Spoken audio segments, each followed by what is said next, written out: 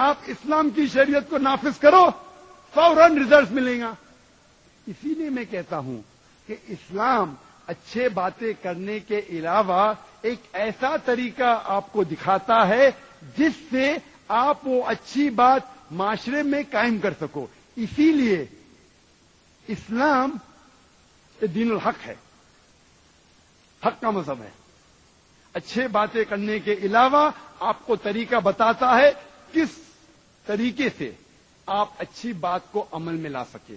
جس طریقے سے آخری ہفتے سنیچر میں نے کہا تھا ایک تقریر عالمی بھائی چارہ، اسلام میں دکھایا جاتا ہے کس طریقے سے بھائی چارہ عمل میں لا سکے روز۔ اسی لیے میں کہتا ہوں کہ اسلام ایک واحد مذہب ہے۔ اللہ تعالیٰ فرماتے ہیں قرآن مجید میں سورہ عمران میں سورہ نمبر 3 آیت نمبر 19، ان الدین عند اللہ الاسلام۔ اگر کوئی مذہب صحیح ہے اللہ کے نظر وہ صرف اسلام ہے۔ اپنی خواہش اللہ کے مطابق اللہ کے حساب سے چلنا چاہیے۔ یہ تھا 20واں جواب۔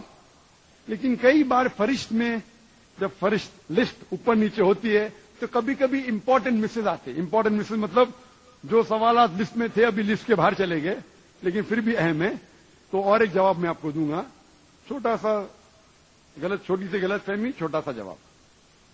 جو پہلے بار نمبر 20 پہ تھا ابھی آؤٹ آف دا لسٹ ہو گیا، ابھی 21 پہ نمبر پہ آ چکا ہے۔ وہ ہے کہ اکثر غیر مسلمان کہتے ہیں کہ آپ مسلمان ہمیں کافر بول کے گالی کیوں دیتے؟ اس کا جواب ہے کہ کافر کا کیا مطلب ہے؟ کافر آتا ہے عربی لفظ کفر سے، جس کا معنی چھپانا، جس کا معنی جھٹلانا۔ اسلام کے پس منظر میں کافر اسے کہتے ہیں جو اسلام کی حقانیت کو جھٹلاتا ہے، اسلام کی حقانیت کو نہیں مانتا ہے۔ عام زبان میں انگریزی میں کہیں گے نان مسلم، ہندی میں کہیں گے غیر مسلمان، تو عربی میں کافر کا مطلب غیر مسلمان، عام لفظ ہے۔ اگر کوئی ہندو مجھے کہتا ہے کہ ذاکر غیر ہندو ہے تو مجھے کیوں برا لگنا چاہیے؟ تو کافر کا مطلب ہے غیر مسلمان، تو میں غیر مسلمان کو غیر مسلمان ہی کہوں گا نا، اور کیا کہہ سکتا ہوں؟ اگر کوئی غیر مسلمان کو برا لگتا ہے میں کافر کہنے سے، میں کہوں گا شہادت دو مسلمان بن جاؤ، انشاءاللہ میں تم سے کافر نہیں کہوں گا۔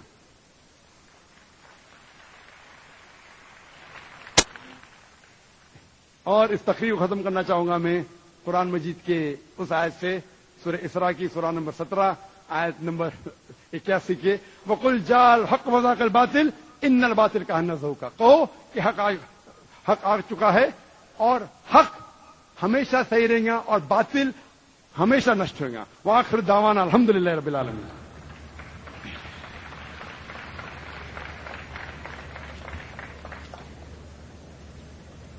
نور حق شمع الہی کو بجھا سکتا ہے کون؟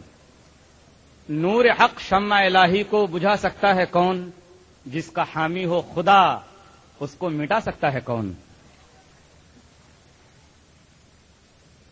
خواتین و حضرات، اب ہمارا انتہائی دلچسپ، مؤثر، مفید اور کامیاب سیشن شروع ہونے جا رہا ہے، جو سوال و جواب کا سیشن ہے۔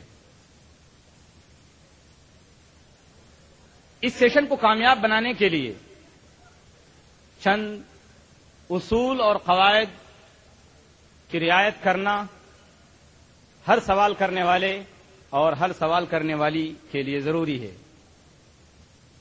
پہلی چیز یہ ہے کہ جو بھی بھائی یا جو بھی بہن سوال کریں وہ اپنا نام اور پیشہ ضرور بتائیں۔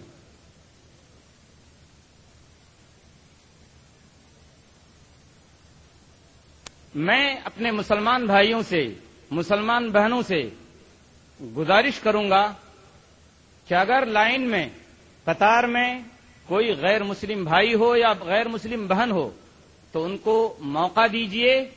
آپ میزبان ہیں، وہ مہمان ہیں، آپ ان کا اکرام کیجیے، ان کو موقع آپ پہلے دیجیے کہ وہ سوالات کر سکیں۔ سوالات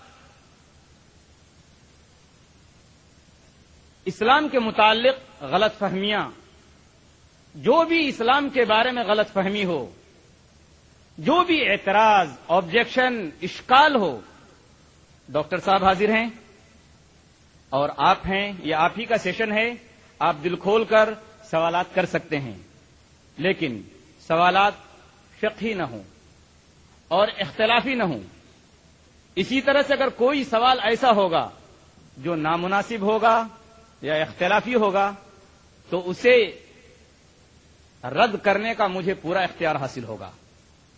مجھے امید ہے کہ آپ تمام حضرات ان اصولوں کی رعایت کرتے ہوئے اس سیشن کو کامیاب بنانے میں میرا ہر طرح سے سپورٹ کریں گے، مجھے تعاون دیں گے۔ اس اجتماع گاہ میں 5 مائک کا انتظام کیا گیا ہے۔